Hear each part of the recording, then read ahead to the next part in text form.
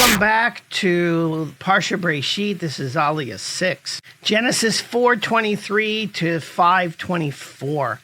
In this Aliyah, this is where Lamech accidentally kills his great-great-great-great-grandfather, Cain, in a hunting accident. Couple cultural points worth looking at.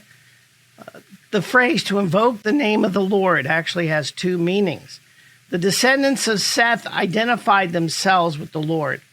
This is seen because they named their children after the name of the Lord with the ending of El, E-L in English. Every time you see that ending, that has something to do with the Lord. Midrash also says they began praying to the Lord, which is a very interesting thing that had not happened yet. So something new to take a look-see at. The descendants of Seth wanted to be separate from the descendants of Cain. Seth's children became God worshippers, while Cain's descendants lost their spiritual heritage. In chapter 5, verse 24, it says that Enoch walked with God and was no more. This means that Enoch died without pain. Numerous people died in the Middle East from the pain of starvation, being killed in battle and raids by opposing nations, and from accidents. To die without pain was considered a blessing. There's some interesting questions that we can take a look at here. Why did Eve name her third son Seth? Well, Seth in Hebrew means foundation. That humanity was going to be created through Seth. Cain's line was evil. It was going to come to an end at the time of the flood. And Eve considered Seth to be a replacement for Abel. So Eve wanted Abel redeemed. This is shown by Eve's direct reference to Abel by name in the Torah. She hoped Abel would be given a place in heaven by the Lord. Now, this principle of the Levirate marriage is created through Eve's acts. A male born became the ransom of his deceased brother who had children. An example of this story is Judah and his son who died childless. If there was no brother left, then the father had to marry the widow to produce a son for his son. Yeah, that might sound a little strange to us today, but that's the way things worked back then.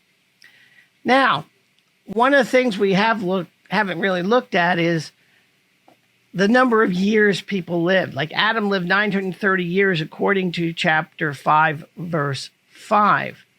But we have to remember that first, there's a midrash that says Adam was to live 1,000 years, and he gave 70 of those years for King David. There is a difference in calendars. The solar calendar that we use today, 365 whatever days in a year, come from the Chaldeans. Some of these stories were developed long before then. They used the lunar calendar. So 930 years is really 930 months, according to our calendar. Therefore, Adam lived 77, something like that, years. Not 930 years, more like in the 70s. 77, I think, is the math. Some of the spiritual awareness we receive from this passage. Eve thought that humanity was done when Cain killed Abel.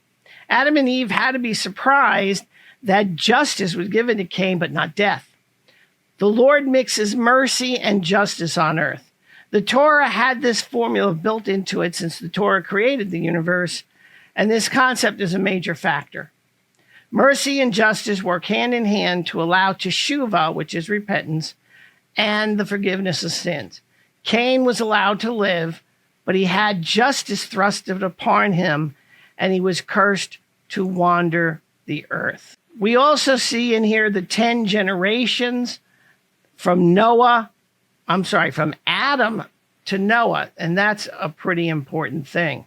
I put in the book for you some additional information about the 9 righteous people who entered the Garden of Eden alive. Also, the legend of Cain's ending. And this is where the interesting part comes in. Lamech, the great grandson of Cain, he grew very old and he became blind. But he liked fresh meat, so he liked to go out and hunt. And he talked to his son Tubal-Cain and said to him, "Take me to the forest so I can go hunt an animal." So Tubal-Cain took him into the forest, and off in the distance, he thought he saw an animal with a horn on it. Now, what does the horn mean to you real quick? Because Cain was given a mark so that no one would kill him. In this particular legend, that's a horn. Okay. So Tubal-Cain gets Lamech in position. They pull back the bow. They let it fly. Lamech hits Cain and kills him.